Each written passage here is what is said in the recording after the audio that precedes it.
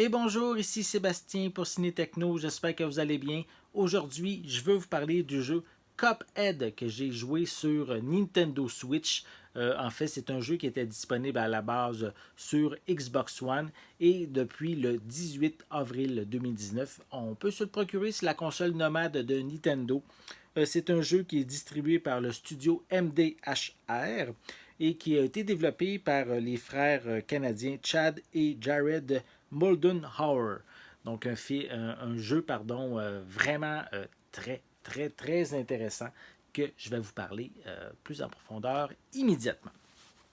Ce jeu de plateforme du style shoot 'em up et run and gun est un hommage au cartoon des années 30. Sa particularité est d'être extrêmement difficile. C'est vraiment extrêmement, là, je le pèse vraiment beaucoup. Je n'avais jamais joué au jeu auparavant. Par contre, j'ai regardé à l'époque de la sortie sur Xbox One plusieurs vidéos de personnes qui y jouaient.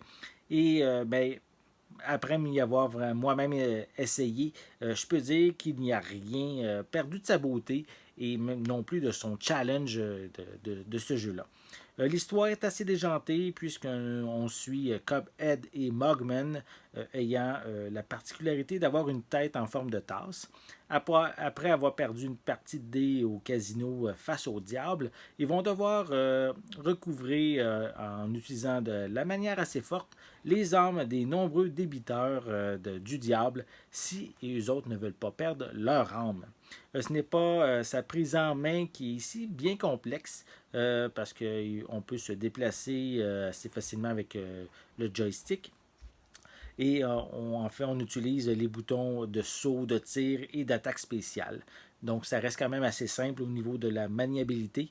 Puis même, ça fonctionne vraiment très bien durant les différentes séquences de niveau et aussi durant les différents boss qu'on va rencontrer au fil de l'aventure. En plus, il faut le dire que ces boss-là sont plus originaux les uns que les autres.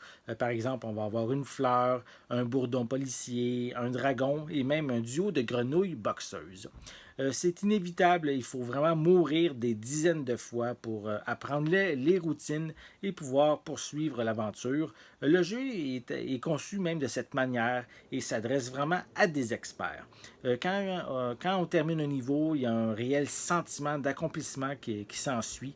Il existe un mode dit facile qui effectivement rend la tâche un peu plus simple, mais ce n'est qu'en mode normal qu'on peut récolter les armes et terminer vraiment le jeu. Il ne faut surtout pas se fier au graphisme bon enfant faisant penser au tout premier dessin animé de Mickey Mouse en noir et blanc.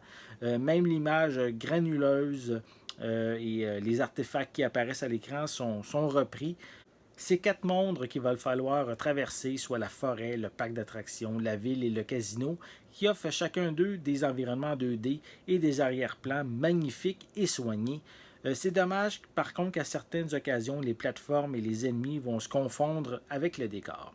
Il ne faut pas oublier non plus la bande-son très entraînante qui correspond à la jouabilité très rythmée et avec une petite touche sonore là, un peu des fois jazzy, ça fait de même comme à l'époque. Ceux qui aiment jouer en coop, il y a ici une possibilité de le faire via chacun un Joy-Con à la main, mais c'est loin d'être l'idéal dû à la précision des mouvements demandés. C'est pour ça que vraiment je vous propose de vous procurer des manettes pro avec une croix directionnelle. Cuphead est un indispensable pour la Switch pour sa direction artistique, ses contrôles précis et son niveau de difficulté qui va surprendre même les experts.